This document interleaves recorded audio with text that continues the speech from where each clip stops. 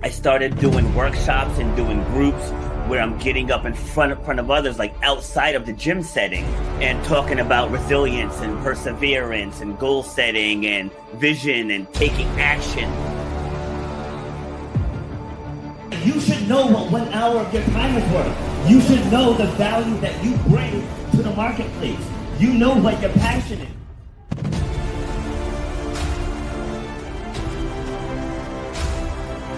Starts with clarity of vision.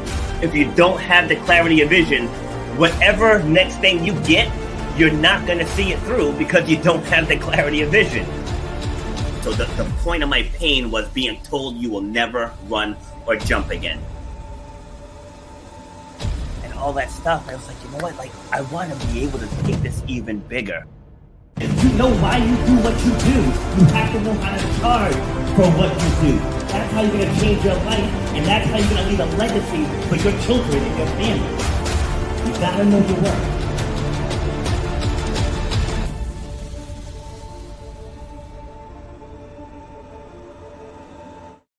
Happy Wednesday, ladies and gentlemen. This is Rob, and I'm back with episode number 378 of Shut Up and Grind. We're all about overcoming obstacles, defying the odds, and inspiring you to block whatever is in your way from the success that you want. And I forgot to turn down the volume on my phone.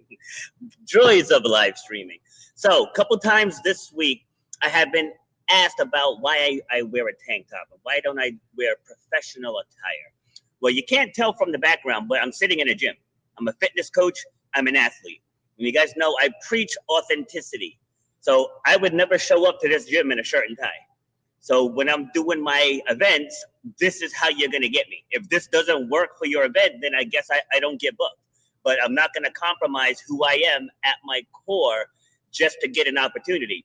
And for example, 2 months ago, I spoke on a panel and I had a pre-call. And during the pre-call, the host had said, you know, we expect you to come in professional attire. I said, absolutely, we'll do. I said, but answer me this. Whose profession are we using? I said, because in mine, this is how I can show up. I said, so it's up to you.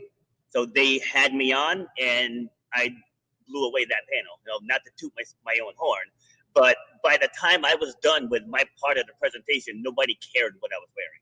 So be you, show up as you 100% every single time, and then the right opportunities will open up for you.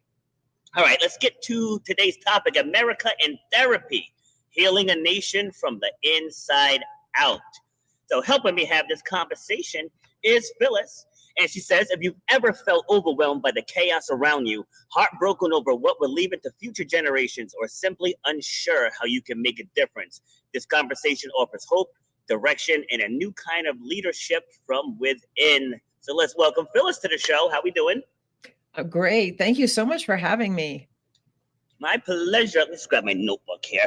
Yeah, if you see me looking down, that's because I'm taking notes. All right. So where are you joining me from? I'm in Taos, New Mexico. New Mexico. All right. Are you originally from there? No, I'm from New Jersey. Oh, a Jersey girl. All right. How'd you land in New Mexico? You know, I came out to the Southwest when I was about 20, and I just fell in love with the Southwest, and I always wanted to go back. So when my kids were little, I moved back out here.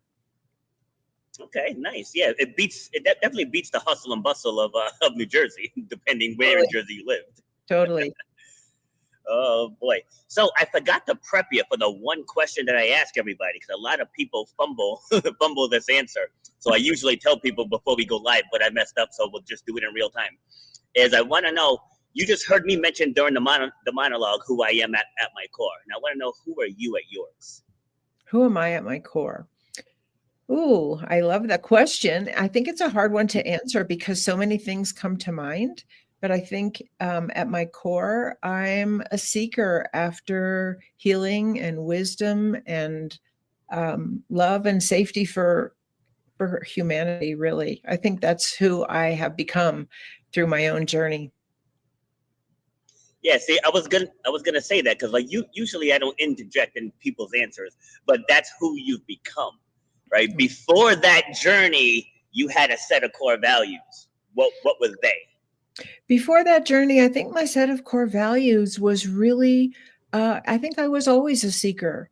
I think that I was always looking for some kind of healing, not necessarily knowing what I was trying to heal from when I was younger, but there was a sense that something wasn't right, that I needed to somehow find a way to heal and become my greatest potential. Because when I was very young, I felt very blocked.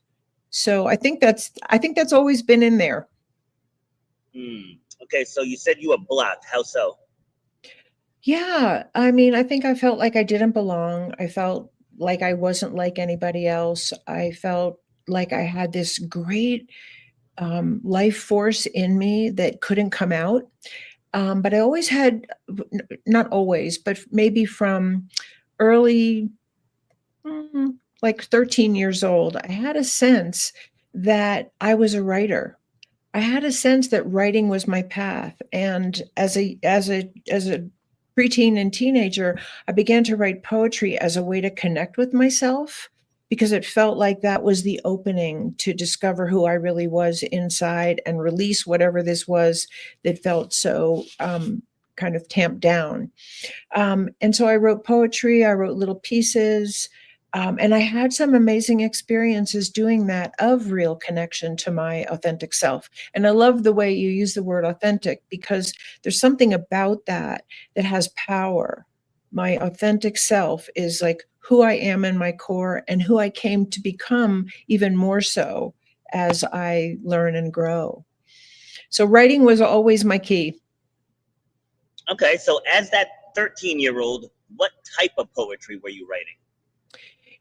I don't remember most of it. I think I was just trying to let my feelings out and because they were so blocked up. And what I discovered later, and I can share here, is that what I discovered later in my life was that I had been abused as a child and I had just buried those memories. And so there was a real sense that there was something buried and I didn't know what it was. And that's what really wanted to come out. I think that's what wanted to come out in my poetry, but I couldn't even understand my own symbolism at that time in my life until I actually began to remember. And literally every guest that I've interviewed, it always goes back to some form of childhood issue, like with every single one. I'm dealing with it now with my own kids because, like, I'll admit, when I was younger, I mean, I was 25 years old when I became a dad. My parents were pretty strict, and you kind of repeat the cycle. So Right. to me, I didn't think it was anything wrong. But my kids are older now. My two oldest ones are 26 and 23. And Mm. now it's like, you were this and you were that and you were this and you were that. I'm like, whoa, whoa, whoa. I'm thinking, I thought I was doing pretty well, but apparently, I left some scars on them. So yeah, everybody goes through that. So Right. you said at 13, you didn't really know how to process it. So when did you start to piece together? Well, like I know you just said later in life, but Yeah. Yeah. leading up to the discovery. Yeah. So leading, I had some very profound spiritual experiences when I was young in nature, where I just had this amazing connection to the earth and to divine love that were so out of the world that I lived in, so out of anything that I knew about religion or God or anything like that. That they gave those experiences also gave me a certain kind of hope for a much deeper connection in life. So I joined a spiritual group when I was um, in my very early 20s, and I got married. I had three little children, and my world just kind of fell apart. I think all those memories were starting to come to the surface. I had, made a marriage that was very dysfunctional for me. And I think all of the pressure of being a young mother and in a not good relationship and trying to find myself spiritually, it just kind of all imploded. And I ended up beginning to remember. And I was keeping a journal the whole time. And that was sort of my access. I kept a journal. Um, I began to, and then I went to therapy actually at that point. And when the memories were starting to come, and I began a process of healing from what came to the surface. And in the process of that, I made an even deeper spiritual connection with myself and began to hear guidance about what my soul was doing in the experiences that I was having on the ground level of, being a human being in a very in a very trying kind of circumstance. And so that there was a meaning and purpose that my spirit had actually wanted to explore and expand and transform in the experiences that I was having as Phyllis. And that gave a different kind of meaning than I just have to heal from the pain of it. It was like, oh, my soul really has a purpose here. And part of the purpose was to share my healing journey, because I think that's what happens for people. If you experience something really good, you want to give it away to other people. You want other people to have that experience. So I became a therapist, and I kind of had these two tracks in my life. I had the therapy track, and I had this spiritual opening and receiving Let guidance me let at me this pause point. you. Sure. Let me pause you really quick. Let me write this down. Therapy and spiritual, so you can pick back up where you left off, because you unpacked a good amount there. But I want to circle back Sure. to your nature connection, because Mm, it seems like out of everything you just said, like that would be the thing that stood out to me, right? But because that's one of my outlets, right? mm. One of my outlets when I do have stress and enter my life. I drive to the nearest state park, put headphones on, and I go for a walk. Like, it's absolutely love being out there. So I want you to just talk a little bit deeper on that nature connection. Yeah.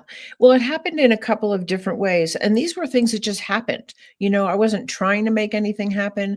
I didn't even have an idea that the experiences that I would have could even exist for a person, because nobody talked about anything like that when I was growing up.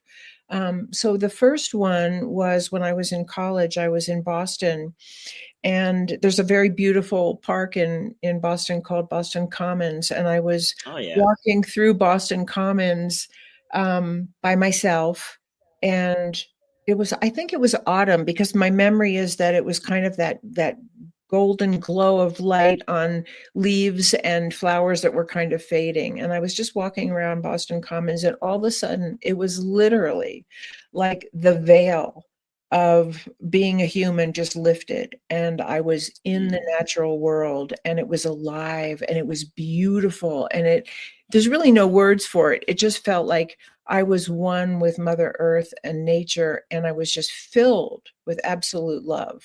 Um, and then it faded away, and of course I wanted that back. um, Yeah. but I think one of the things I'd love to share is that my experience of these moments of beautiful spiritual connection and awakening were always followed by a sense of the darkness that I lived in. And when I was younger, I thought that was sort of like punishment, or why would that happen after such an experience of opening, that it would feel like the world shut down around me. But what I came to understand was something very different, that the light comes to light up the darkness. It was showing me what I needed to heal. And then that guidance became even greater later on. So that was the first one. The second experience I had was a summer I spent in Arizona, which I might have referenced earlier. That's what brought me back to the Southwest. Was I was in Kingman, Arizona, and I felt like my soul had come home when I first saw the desert. And I had these profound experiences there of feeling like the earth was talking to me about the principles that the earth was functioning on. I never wrote any of that down. So I don't even remember most of what that was. I just remember that I had that experience and that connection. And at the end of that summer, and I'll tell you kind of how spirit and psychology so wove together for me, I didn't want to go back. I was living in New York City at the time. I was going to the New School College. I didn't want to. Well, I can't remember if that's correct. But I know I was living in New York. Yeah, I was living in New York City. I didn't want to go back. I went out into the desert and I prayed to God to show me a way I could just stay there. And I got an answer that was I heard an answer loud and clear in my head. And it was, you cannot do that. You have been a desert hermit in other lives, and you have to go back and work it out with people. And I did. And that's what my story was. And that guidance was just unmistakable. I knew it to be the truth. And so, went back and had a long journey after that. All right. Yeah. So I don't ever tell people where they get their guidance from. Like, you can believe in God, you can believe in the universe, you can believe in the law of attraction. Like, doesn't matter. But the thing is that it exists. It Right. totally exists. Because one of the worst moments in my life was in early 2023 when I had lost everything, and I was in a dark, dark place. And I was going to pivot away from the fitness industry. And I started taking classes for digital marketing. Like, I walked away from my fitness business, all that stuff. And I went back and I started coaching track again. And Mm. that first practice, it's like I felt the moment where everything just lit back up again. And I Mm. got out of that dark place. Like, fortunately, I didn't need to go to therapy or anything. Just in that moment, I just stepped back into my purpose. Wow. And I was like a brand new person. So that definitely happened. Like I said, regardless of what people believe in, like, that definitely happened. So I'll kick it back to you. You were talking about therapy and spiritual. Well, and I want to comment on what you said, because Mhm. part of what was challenging for me was I had no reference for such powerful inner guidance. I just didn't grow up that way. I grew up very much steeped in the intellect and academia. That was the culture that I grew up in. And so to get a source of information that wasn't from a book or wasn't from another person, but was so powerfully true inside of me, was both incredibly illuminating and a little bit frightening. And so there was a process of really learning to trust that guidance. Um, and as I said, it seemed like every moment of light on that level of heart opening or divine somehow intervention in my own healing process, every moment of that opening showed me the next step of where I needed to heal on a very psychological level. And I think that that's personally, I think that that relationship between spirit and psychology is very important, because I think when people don't heal their original wounds or their conditioning or their mindset that may not be totally functional, or loving or cooperative, or peaceful or safe, when people don't have a chance to heal that, they often bring those kind of dynamics to their religion or their spiritual practice or their spiritual beliefs about other people, that can become very scary and harmful, if that makes sense. Yeah, absolutely. So you said showed the next step, and now Mhm. I don't know if my sister is still listening, because she can verify that almost every single show I say this at least once, that when you stop focusing on your problems, you see the opportunities that are waving at you. It's like Mhm. the next step. It's right there. It's looking at you eye to eye, but you don't see it because you're worried on focused on the what happened and the woe is me and everything bad happens to me. There's a dark cloud over my head. My time has passed. It is what it is. People get caught up, and that was just off the top of my head. There's hundreds of excuses and reasons why people don't succeed, but the opportunity is right there. So, like, once I started coaching, that relit my soul. From there, the very first gym I walked into, I hit the jackpot in what I was looking for. Right, the very first one, and then there's just been positive snowball after positive snowball. I had to add 2 days to my podcast, and I'm already booking into June. With those 2 additional days, the first 2 days I had a booking into late July. Right now, I got speaking gig coming. I created 2 apps. Like, I went from literally being homeless, to having all of this stuff that's going on now, because I chose to stop pointing fingers and saying, you have to get out of this. Right. Your thoughts? And I think, yeah, and I think the best psychology really isn't about blame or shame of anyone, including ourselves. It's really about, what is it I need to heal from? What is the truth of what happened to me? What did I make from that? What did I make that mean about me that might not have been good? What were the coping mechanisms that I developed that weren't functional? And how can I change that? How can I heal the wound that was there so that I can make more functional, more healthy, more loving, more wise choices for myself in the present? And I think that's what you're describing. And I think that's exactly what happens to anyone who's on an authentic healing journey is that somehow you lift the shadow of what was keeping you down, and you find more connection to who you were really meant to be in this life. So, I became a therapist out of doing therapy myself, and that was a perfect profession for me. I loved working deeply with people one-on-one. But I always kept the striving to be a writer, which was probably even closer to my heart and soul. And I began to write my story because it seemed because it was so helpful to me that I wanted to share the journey with other people. Absolutely. And so, with what my sister just said, that's on the screen, and what you just said, are two of the most powerful things in anyone's journey. Now, I'm not a counselor, I'm not a therapist, but on this show, I've interviewed probably about 100 from all over the world. Yeah. And a lot of them, they all say the same thing. It doesn't matter how many people you see, how many pills you take, how many self-help groups you go to. Ultimately, you have to make the decision to flip the switch. Right. So whatever avenue it takes to get you there, do what you got to do. But at the end of the day, I had to decide I'm not doing this anymore. And then you start taking those steps to get it done. She also had one more. That's why I plan my days and work my plan. Exactly. It's like you can't sit and wait. Like the universe isn't going to hand it to you on a silver platter. It's like you yourself have to put some work in. Right. And I think, what I found from my own life and from being a therapist for so many years is that the main motivator for that whole journey is pain. It's like, It's really not working. What I'm doing is not working. And I need to find another road through this, because it's like banging your head against the wall. I tried to be a better student. That didn't heal my wounds. I tried to be a better mom. That didn't heal my wounds. It was important for me to do those things.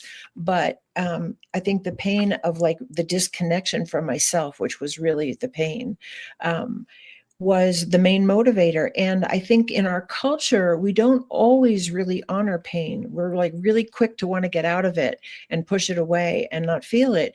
And while nobody wants to feel pain, and I certainly don't, it's not only a motivator, but it holds the seeds of what needs to be healed.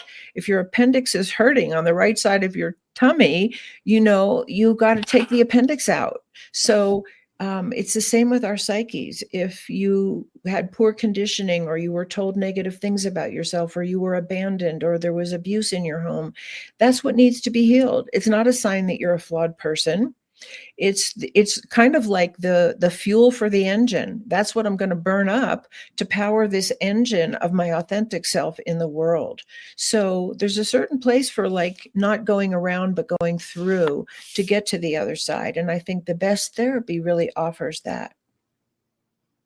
Yeah, agreed. And I work with people. I don't say anything about the medical side of therapy. I'm not a therapist, so I don't go there. But I work with people who are ready to tell their story. Yeah. It's let's take you from what happened to how did this not break you, right? And you would know, you're the expert here. I think a lot of people stay in that hamster wheel because they're stuck on what happened, and not the fact that thing didn't break you. It's just quickly, I was speaking with someone on grief. And she's like, I just can't get over this. I just can't get over this. All right, so once you found out the news, what happened? Then what happened? All right, then what happened? How was it the next morning? How was it at dinner with that person gone? Right, and we just completely got further and further away from the what happened. And then she started, over time, obviously this wasn't just in one session, but over time, she was able to turn that into a keynote presentation. And going back to right up above us, your true power lies in your story. Right. I mean, I absolutely agree with that. And whether you get it through the process that you did, there's therapy processes that are just like that, of telling the story and going all the way through it to the other side, with different techniques that are very, very powerful. And it's that expression, your pain becomes your purpose. And that's the point. The point is to heal it. The point is to know that it's not a sign of a flaw in you. You didn't deserve bad things happening to you. That's just the raw material your spirit came here to work with that can be transformed for your good and the good of other people. And nobody does it perfectly.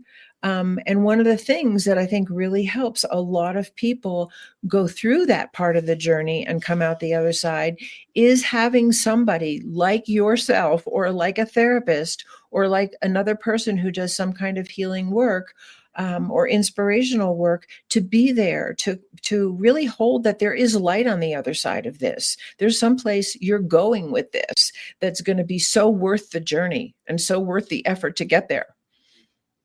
Yeah, I went to, no, I didn't go anywhere. 3 years ago, I interviewed someone on this show, and he was big into horses when he was growing up. And so he ended up joining the military. He got deployed and went through some traumatic things while he was overseas. And so when he came back, he had PTSD very, very badly, and it was consuming him. He contemplated ending it all. And what did he do? He got back to his core. His core was he loved horses. He had a big farm.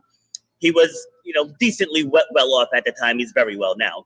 But he ended up turning his farm. He got more horses, and he opened it up to other veterans who were healing. Wonderful. So like it doesn't really matter what the outlet is, because not one thing is going to work for every single person. But it's about finding what your outlet is. Like for me, it was coaching. Getting back into that environment was the one little step that I needed to get me to where I am now. And the quicker people can realize what that outlet is, they'll be on a faster path to healing. I think that's, you are not alone. Is a big motivator. To move forward. Yeah, absolutely. That is so true. And you know what I tell people, often people will say, well, where do you start? Let's just say you're not in therapy, or maybe you don't have access to that. Although I do think therapy with the right person is a really great asset to healing. But yes. I always say to people, start with what you love. It's exactly what you're saying. If you're drawn to art, do your art. If you're drawn to animals, do animals. If you love music, do music. If you love science, do science. Where what you love is that foundational part of you that can bring you back and help you heal. Because whatever hurt us, you might call, is some kind of destructive energy. And so if you begin to tap into your creative energy, that's part of the antidote to what hurt in the first place. And there's many people who have, so for me, it was writing. For you, it was coaching. And for me, it was also art and nature, and it might be more than one thing, but do what you love. And I know that I did those things, long before I went to therapy, and they were part of what kept me going. Absolutely. All right. So let's talk about your book, because time is flying. Okay. See, and again, that's why I like the organic conversations. Right. It's like this doesn't feel like forced or scripted or anything. We're just bouncing off of each other, using our experiences, and it just makes for a real, genuine conversation. You see, my sister said, yes, I felt at home helping veterans. Yeah, absolutely. Absolutely. Beautiful. All right, so let's talk about your book, because I don't want to run out of time. So make sure we can cover whatever we need to cover. Well, basically from being a client myself and working with so many people who had suffered in some way, often in their family of origin, most often in their family of origin, because there's a lot of dysfunction going on in the world and in America today in our homes. It became really clear to me that what goes on in the home that's not healthy is a mirror that we could look through, or a lens that we could look through what's going on in our country with that lens. Because all groups of people operate on some form of a family dynamic. There's people in charge. There's people that have to listen. There's either good skills for cooperation and for working out conflict and feeling loved and supported and provided for, or there might be abuse and neglect and rage or isolation or, lack of provision or being ostracized. These are the things that happen in dysfunctional homes, and these are exactly the same things that happen in a dysfunctional nation. And so for me, I think there were two really big things that motivated, well, there are so many things that motivated me to write this book, but the two I want to mention right here are that in the culture we live in, we're kind of being conditioned to believe that we're suffering from an ideological problem, an ideological divide. And my contention is that it's a mental health issue that we're suffering from. And that's the biggest missing piece in our conversation culturally, societally, and politically today, because mentally healthy people are not violent. They're not hateful. They're not discriminatory. They're not murderous. They don't take joy in seeing somebody else suffer. Mentally healthy people are generous. They're kind. They're supportive of other people's good, good outcome. They want to help each other. They really are committed, whether it's always possible or not, but there's a commitment to nonviolent conflict resolution. These are the hallmarks of a healthy person and a healthy family.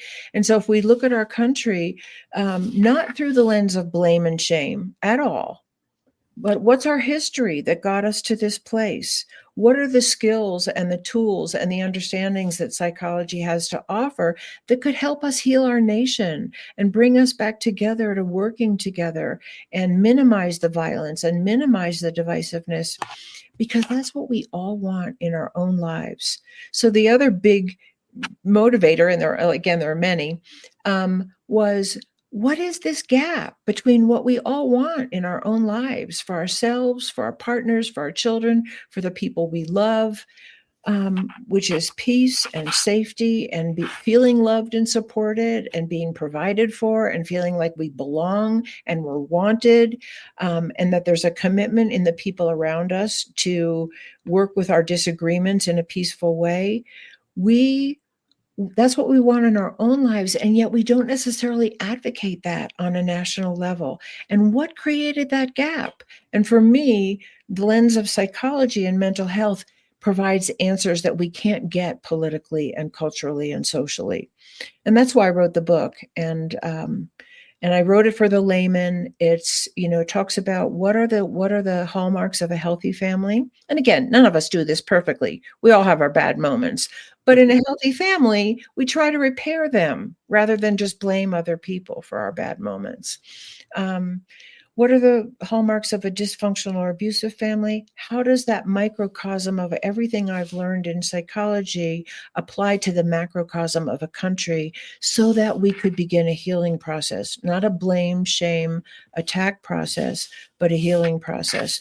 Because I actually believe in the biggest picture that the fate of humanity rests on our ability to come back from the edge of conflict and war and hatred and discrimination, because we have so much power to destroy on such a huge level. And we have so many tools in the field of psychology that we're not using on a global level or a national level that we could. Yes, let me jump in quick because I forgot that I had this stored in my assets.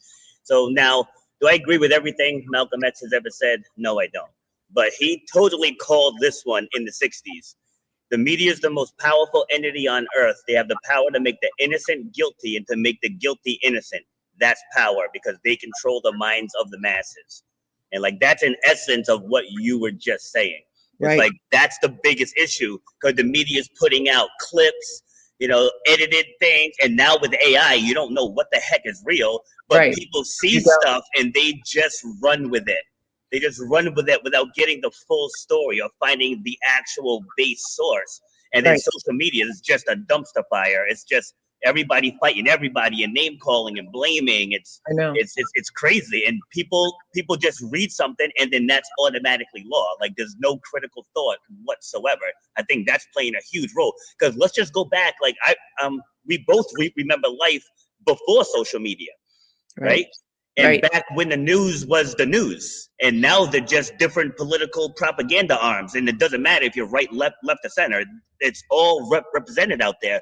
So whatever side people are on, they're only fed half the story. The other side's fed half the story, and it keeps all of us fighting while the people who actually run the country take that division right to the bank, going back to divide and conquer. Right.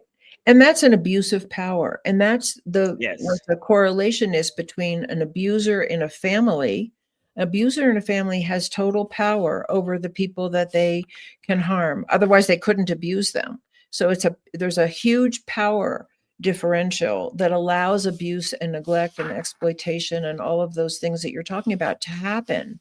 And usually the abuser learned that somewhere. Often they're just repeating what they learned, or they were so badly hurt that some part of their psyche decided early on, I'm never going to be the underdog again, so I'll be the overdog. I'll be the one on top, and I'll be the one who dominates. And so often unconsciously they just repeat what they know in terms of harming other people. So we have this, I think we have on a psychological level in our country and around the world, a growing tendency to have more and more people who have identified with the aggressor, and a whole other group of people who have been so subdued by being hurt that they are unable to fight back. And this is a very dangerous trend in our psychological development, that, again, this is what psychology is trained to heal, that people come who have felt helpless and powerless to stand up for themselves or become safe or heal, find their voice, they find their heart, they find their appropriate power. And when people come to therapy, and it's less often that people who have identified with the aggressor seek help, because sometimes there's a feeling of power in being the aggressor that they don't want to give up. But when people do come to therapy who have identified with the aggressor, they learn, they make contact with that wounded little self inside of them, and begin to grow their empathy and compassion, and their behavior changes. And I don't mean there's no one size fits all. I'm giving you some generalities. There are many people who have also identified with the aggressor toward themselves. And that's what they need to heal, because they're beating themselves up, or doing self-destructive behaviors. So these are some just general things that I think the world of psychology has to offer that most of us really don't know, because we're not taught psychology like the 3 R's in school. So you mentioned earlier about pain being a major motivator for most people. So as I was listening to you in the first part, when you first started, this quote popped up into my head, that the hero and the villain are both driven by pain. Whereas the hero has been hurt so badly, he wants to protect the world. The villain has been hurt so badly that he wants to hurt the world. Yeah, I think What do you think when you hear that? Well, I think that there's some truth in that. And I think the big thing that I see as a therapist, and I'm not patting myself on the back here, I'm just saying that I think people who work in this world can see that is not part of our conversation, is that we're actually looking to create a world where you don't have to be that kind of hero, and you don't have to become that kind of villain.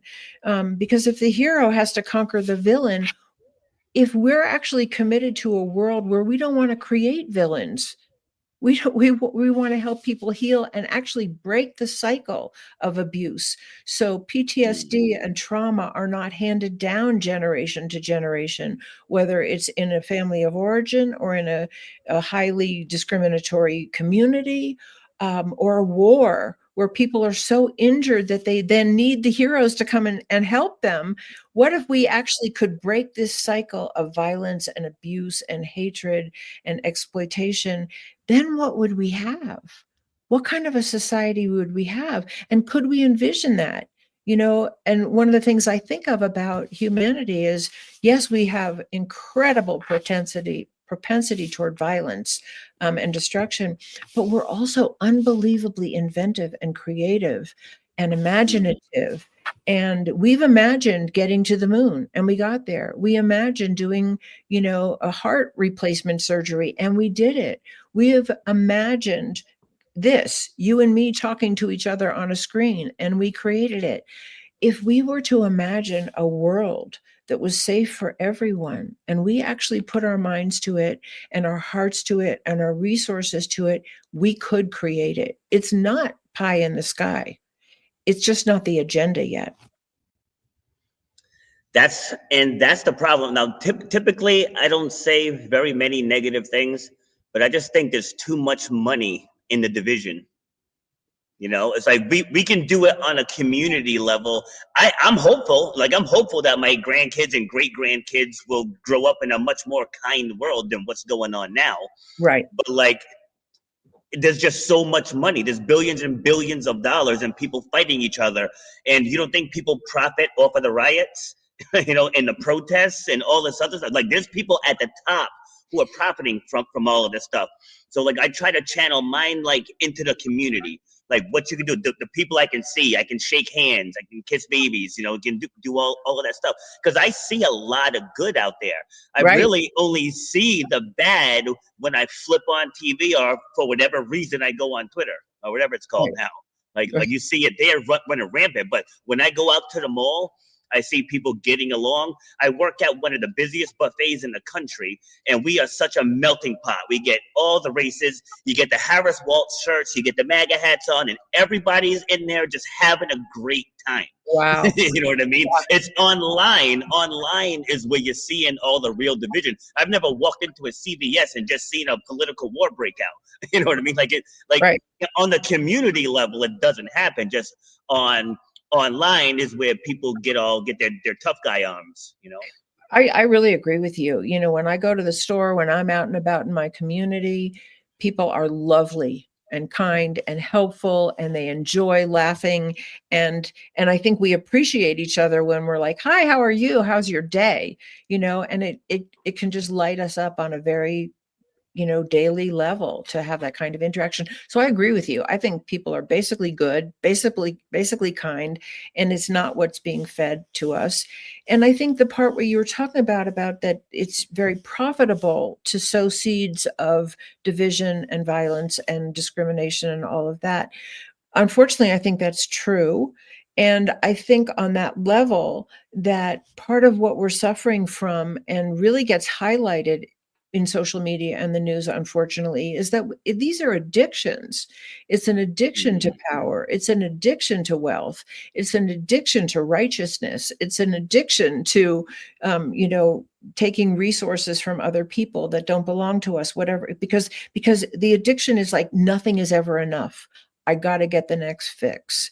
And so often in the field of addiction, the person is destroying themselves, but they're also really hurting the people around them. And I think that's a lot of what's happening in the country today. And if we look at it through that lens, again, not by the pointing finger, blame, shame lens, but what do we know about healing from addiction? There's so much that's known about the roots of addiction, sometimes the pain that underlies addiction, or the faulty, conditioning and upbringing that people have, and what's necessary for healing. And I'll just say this last piece, and I want you to jump back in. So often now in treatment centers, and I think this has been going on for a long time, part of the treatment for addiction is bringing in the family and healing the dynamics of the family. And that's exactly what's needed in America today, that we look at the family of America and the dynamics of the family of America and the history of the family of America, and really look at what needs to be healed, fearlessly, because sometimes it's confronting. Yeah, so the family dynamic now is a family of five is out to dinner, and all five of them are on their phones. Yeah, and that's a sad thing. It's a very sad thing. You see it in the airports, everywhere. Sorry, go ahead. Well, I think it's also, again, a mental health issue, at heart, because one of the things that I've thought a lot about, and you probably have too, with what you're saying, is that, we have created amazing technologies. They're really mind-boggling what people have invented and are able to do. Like when I look at the inside of the space station and all those wires and everything, like who invented that? Not my mind, So we're amazing. We're so intelligent. We're so inventive. We're so creative. But that doesn't mean we should use or do everything that we're capable of inventing. And I think we have to really make choices around technology. Is that level of our technological use, where, like you're saying, 5 people sitting at a table together in a restaurant and they're not talking, they're all on their phones, is that good for us? Does that actually feed the place in us that really needs love and connection? Because we're born that way. And even science will tell you that we're born wired for love and connection, and we need to get it from other people. I want your opinion on this. So I believe it was Einstein who made the quote. This was long before all the stuff that we have now. But he said the way that technology is going, we're going to create a nation of idiots. You know, and it's one of those things where we live in a time where you don't have to have any education or any talent, and you can get rich. But Mhm. yet, what's still being fed to us in the news? There's no opportunities. Women are discriminated. Black and brown people are discriminated, and people hate the Jews and this and that. And I'm like, why don't we channel that energy and teach people how to be successful? How about that? Because it can happen. Like I'm actually right when I'm done with you, I'm putting the finishing touches on an app teaching people how to earn $10,000 a month with AI. You know, it's like anyone can do it. A 12-year-old can do it, but yet we're still living in this facade, and that's because the corporations and the CEOs, they need workers. You know, so we're not teaching the next generation how to utilize this technology and utilize these tools because we need them just smart enough to get a job, and that's, I think, a sad reality in our society. Well, I think what you're talking about, at least from one perspective, is that part of that making choices around technology is that we really have to choose to feed our humanity alongside our use of technology. And I think it has to become a conscious choice because technology itself is addictive. It Yeah. just is. You know, you can do so much on your screen and it can be so much fun and you can get instantaneous information about how to fix your car and whatever, that it is itself addictive. So I think we have to make a choice of how we're going to use our technology for the good and keep our sense of our relatedness and our real deep connection to our own humanity, which is compassion and generosity and connection and really learning about one another and not being so self-centered. How do we keep that Yes. alive at the same time? Mm, Because that's really, you know, I've never met somebody who didn't want more love and more healthy relationship and more friendship and more creative success and more a better relationship with their children. That's what we want. yeah. Yeah. So I mean, oh, go ahead. no, I was just going to say, so I think as individuals and as a culture, we actually have to talk about keeping that alive. Yeah, exactly. So my sister said yes because they are taking away our ability to think or troubleshoot. Yeah, that's true. Like I had mentioned that earlier with social media. Like people post a meme and think it's a fact check. You know what I mean? It's like that's not a fact check because you found a meme that says what you wanted to say. It's like anyone can do that. But the problem is people don't question. Like the woman I interviewed yesterday, right? She's a Ukrainian immigrant, and she said, the difference between living there and living here is like here people just blindly follow. Mm, It's like nobody asks questions, nobody gives any pushback. Like they see things and they just do it, right. and like pushing back is necessary because if we don't ask questions, That's right. then this is just going to get worse and worse. Just And unfortunately, sometimes the question askers end up getting taken out. And so well, I we've think seen that throughout history.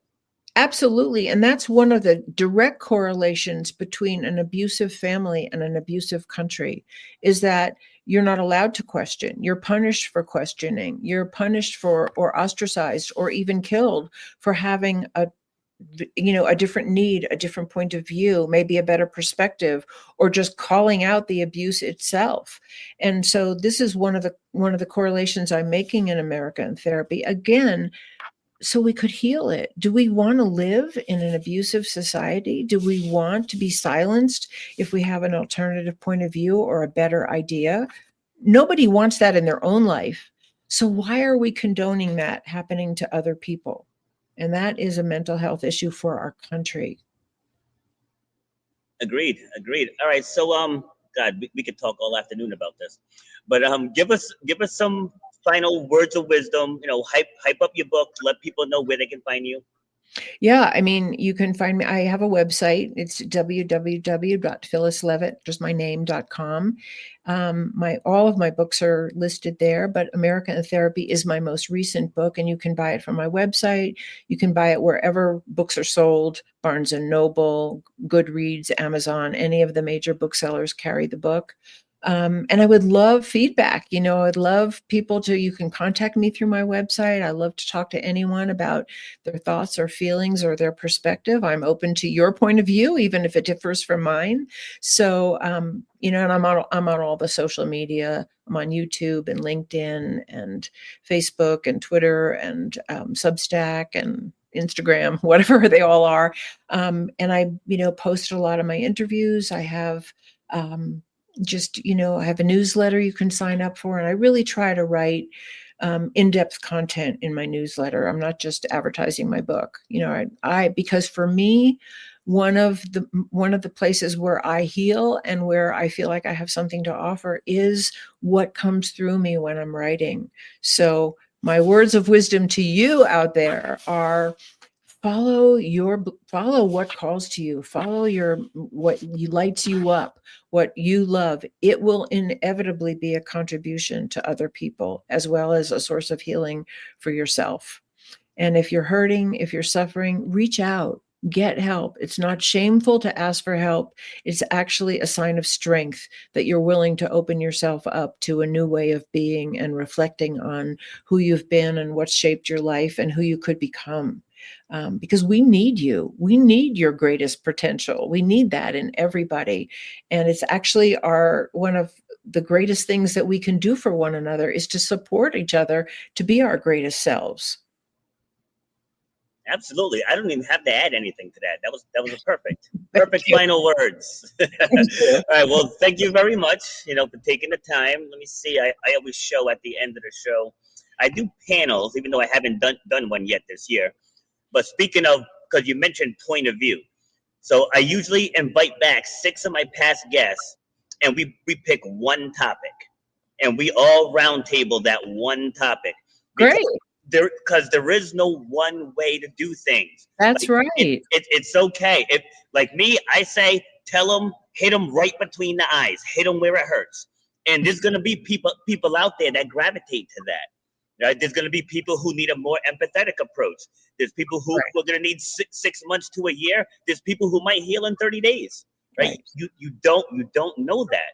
So the more opinions, the more points of view, even on the political end, like it just kills me how, like, my own brother hasn't spoken to me since 2020 over freaking politics, just over a differing of an opinion. And that's all it is. It's an opinion. Right. It's like I can like an apple, you can like an orange, and we can still be brothers.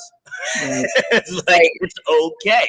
Right. But anyway, But yeah, thank you for coming. If you're interested in the panels, when I do the next one, what I typically do is I pick the guest first, and then I pick the title, because I've interviewed you all and I know what you all can speak on. Okay. So I'd love that. I'd love to do it. That'd be fun. Right. Monique, what do you mean today? All of my shows are good. All right, let's cue the outro. Right, don't sign out yet, though. Okay. All right. Oops, I cut her off on the thank you. My bad. All right, so that was Phyllis. So yeah, this was definitely a solid episode. So if you're on the stream now, if you didn't catch it from the beginning, it's worth where are we? 53 minutes. It's worth it. We covered a wide range of topics. If you're hurting in any way, if you're stuck in a rut, if you need healing from past trauma, or if you just want to hear me talk, just kidding. Right? Then make sure you go back and watch the whole thing. This will be up on Spotify as well, and all of the major podcast platforms. So as always, thank you for tuning in. I keep forgetting this is touchscreen. And cue the outro. You've been listening to Shut Up and Grind. We hope you've gotten some useful and practical information from this show. Robert has over 20 years experience pouring his knowledge and expertise at many events in the service and fitness industry, as well as secondary schools and universities. He has a true passion for helping others break through the barriers that are holding them back. To book Robert B. Foster to speak or to reach out, go to robertbfoster.com. Till next time, shut up and grind.